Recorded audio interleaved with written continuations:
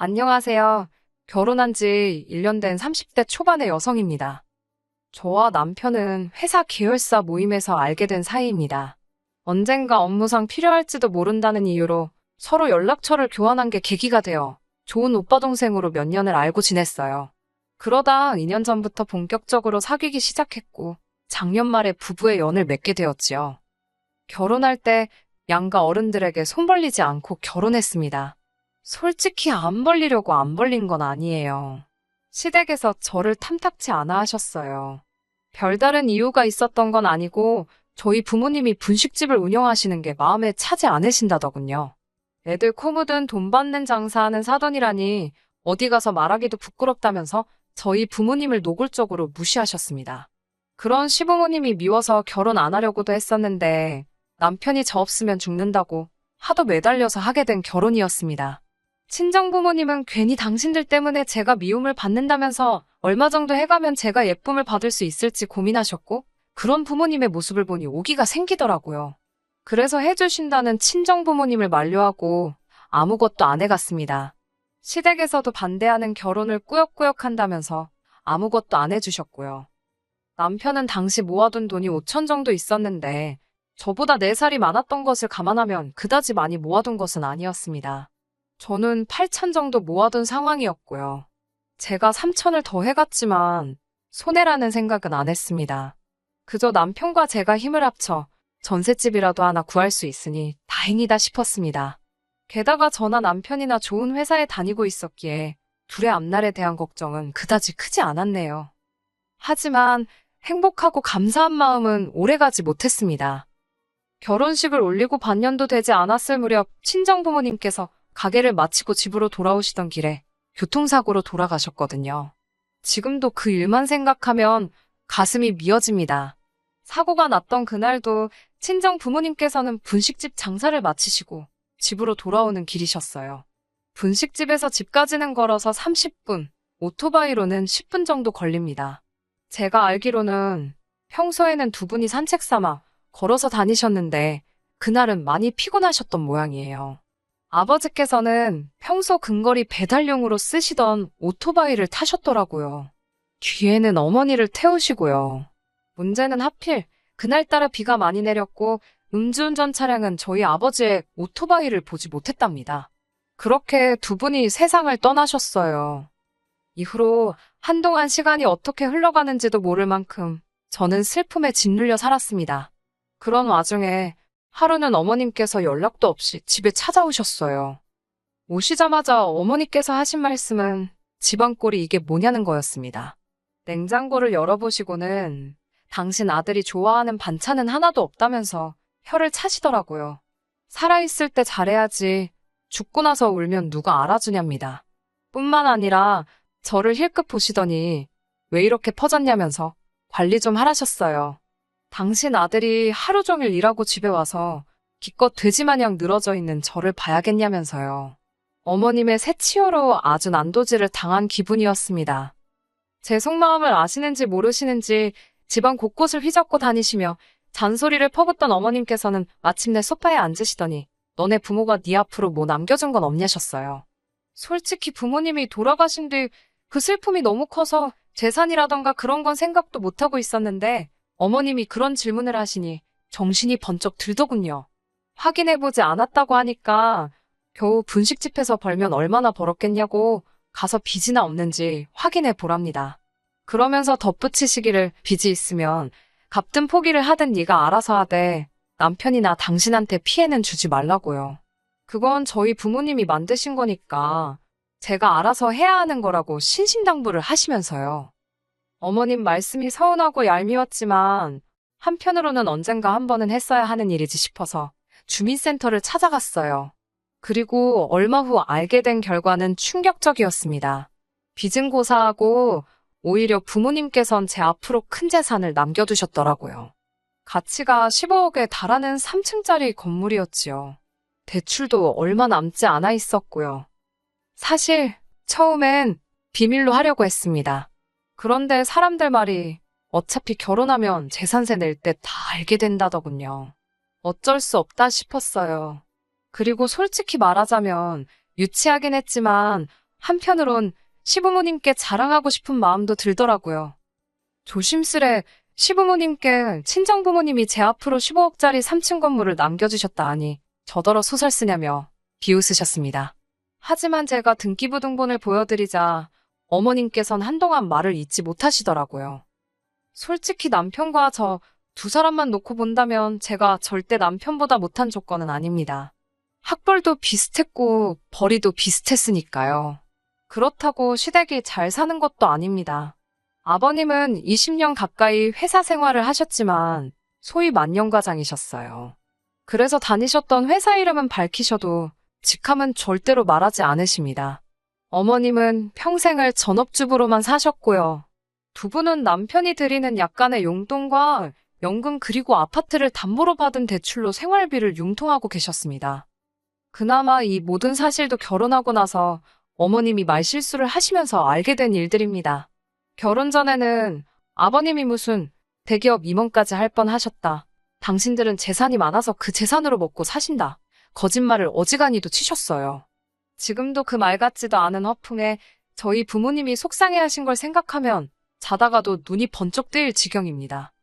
아무튼 결혼해서 살다 보니 별 볼 일도 없는 시댁이었고 그런 시댁 입장에서 하루아침에 며느리가 건물주라니 봉잡았다 싶었던 모양이에요. 떡줄 사람은 생각도 안 하는데 별의별 소리를 다 하시더라고요. 하루는 아버님께서 당신이 왕년에 회계팀에서 일을 했던 경력이 있으니 제 건물에서 나오는 월세를 관리해 주시겠답니다. 대신 월급으로 한 달에 300씩 달라고 하시더군요. 너무 어이가 없어서 월세 관리가 뭐가 필요하냐고 여쭤봤습니다. 제 건물에서 장사하시는 분들 대부분이 4, 5년은 되신 분들이라 때 되면 어련히 제 계좌로 이체해 주시는데 아버님이 구태여 고생하실 필요는 없다고 완곡히 거절의 뜻을 밝혔지요. 하지만 동시에 생활이 혹시 어려워서 일자리를 찾으시는 건가 싶어 회계일 말고 건물 관리 일을 도와주시는 건 어떻겠냐고 여쭤봤습니다. 건물 관리라는 게 사실 어려운 일은 아니고 이상한 사람이 오가지는 않는지 청결한지 그런 것들만 체크해 주시면 되는 단순한 일이었어요. 마침 오랫동안 해주시던 아저씨께서 고향에 내려가신다고 했기에 그나마도 여쭤볼 수 있었던 거고요. 그러자 이번엔 어머님께서 노발대발 난리가 나셨습니다. 어디 며느리가 건물주인데 시아버지가 모양 빠지게 경비를 서냐면서 저더러 지금 시아버지 망신 주려고 작정을 했냐고 악을 쓰시더라고요. 제 입장에서는 호의를 베푼 건데 어머님이 악다구니를 쓰시니 얼떨결에 머리채 잡힌 기분이었어요. 참다 못한 제가 내키지 않으시면 하지 마시라고 선을 그었네요. 이튿날 남편이 한다는 소리는 더 가관이었습니다. 어머님께서 남편에게 세상 천지에 시부모한테 조건 달고 용돈 주는 며느리가 어딨냐고 한탄을 하시더래요. 그제서야 무슨 소린지 알겠더라고요. 한마디로 가만히 계셔도 제가 돈을 척척 드려야 하는데 일을 해야 돈을 준다고 하니 그게 마음에 안 드셨던 거예요. 하지만 이런 이유로 제가 남편과 헤어지기로 결심한 건 아닙니다. 제가 이혼을 결심하게 된 결정적인 이유는 어머님이 말 그대로 저를 파셨기 때문이에요.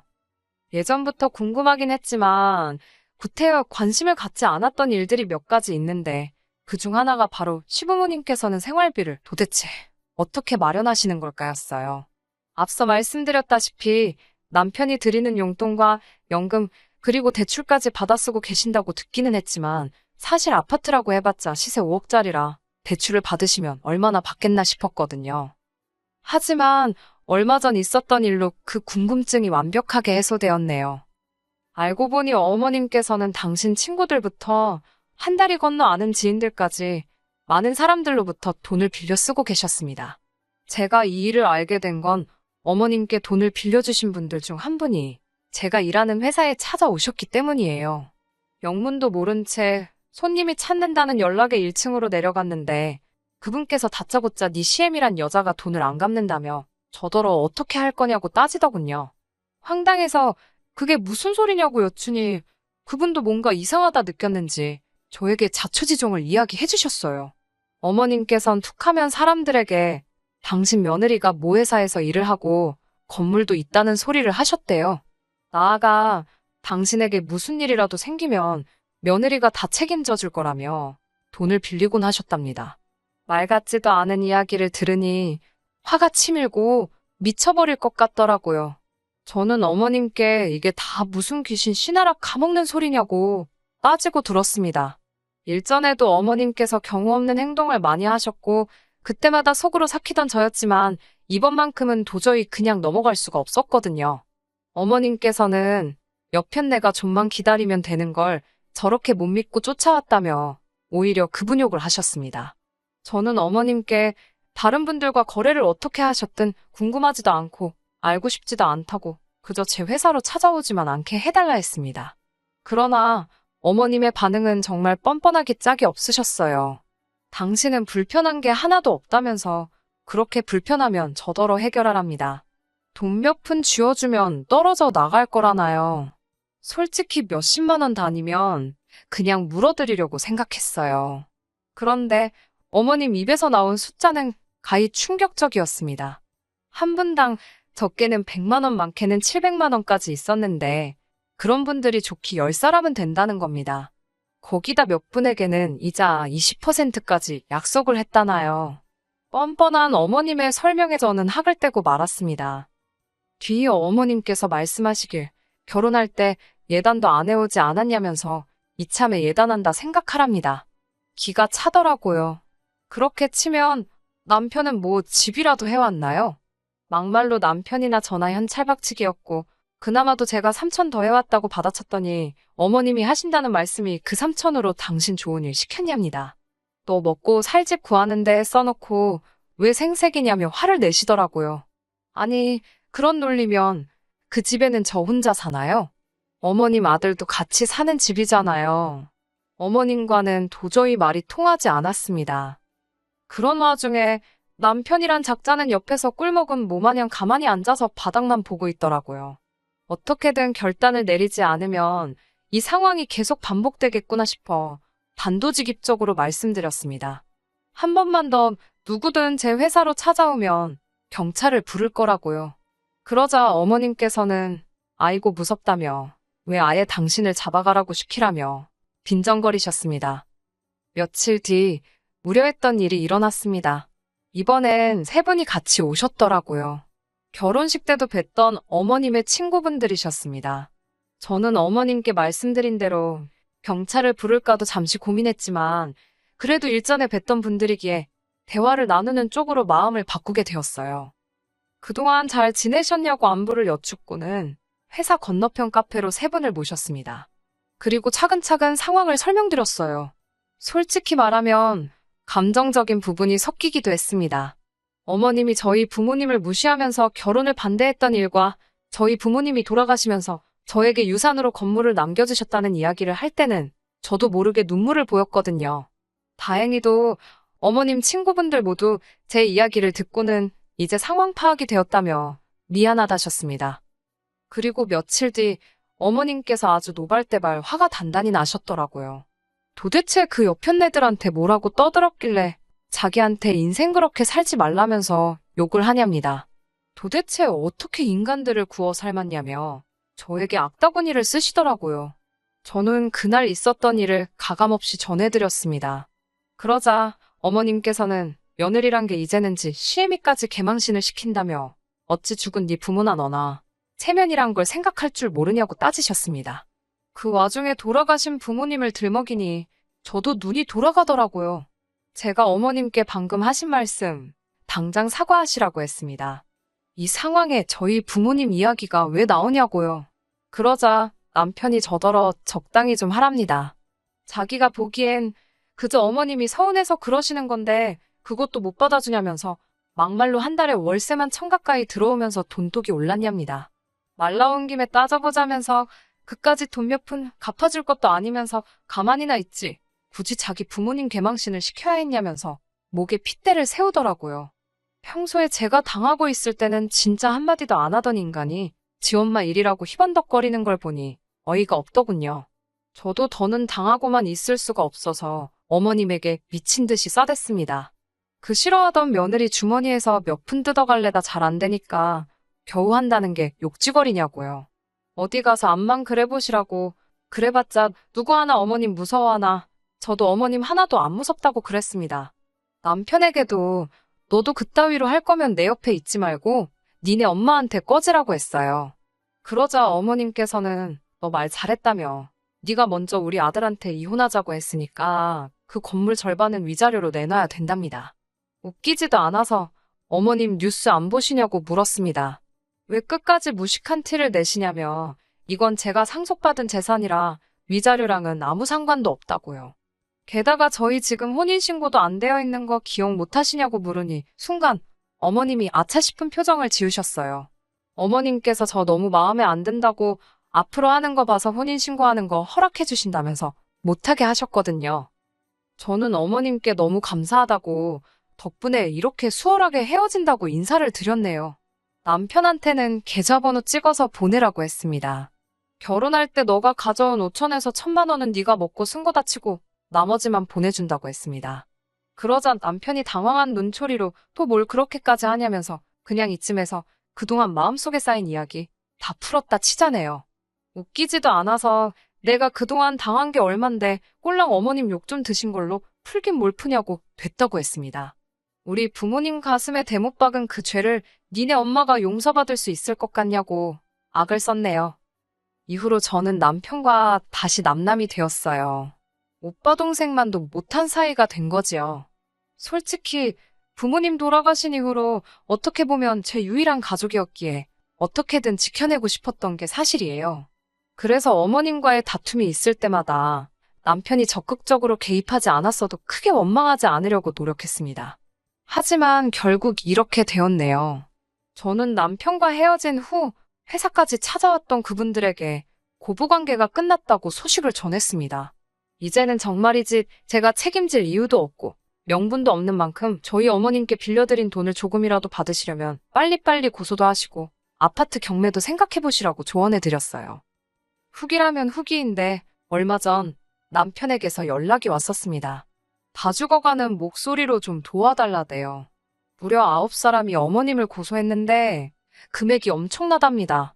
이러다간 아파트도 뺏기고 온 가족이 길바닥을 나앉게 생겼다며 좀 도와달랍니다. 순간 안쓰러운 마음이 들긴 했지만 저희 부모님이 살아생전 못 먹고 못 입고 만드신 재산인데 그따위로 쓸 수는 없었지요. 남편에게는 유감이지만 각자 살 길 찾기로 했으니 더는 연락하지 말라고 했네요. 그 이후로는 어떻게 됐는지 잘 모릅니다. 제가 연락처를 바꿨거든요. 이후로 저는 회사를 떠났고 지금은 그동안 배워보고 싶었던 것들을 배우며 제 인생의 새로운 시작을 준비하고 있습니다.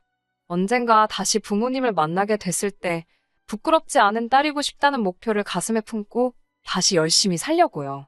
많이 응원해주세요. 끝까지 들어주셔서 감사합니다. 오늘의 사연은 여기까지입니다. 구독과 좋아요, 알람 설정 부탁드리고 더 좋은 사연으로 다시 찾아뵙겠습니다. 감사합니다.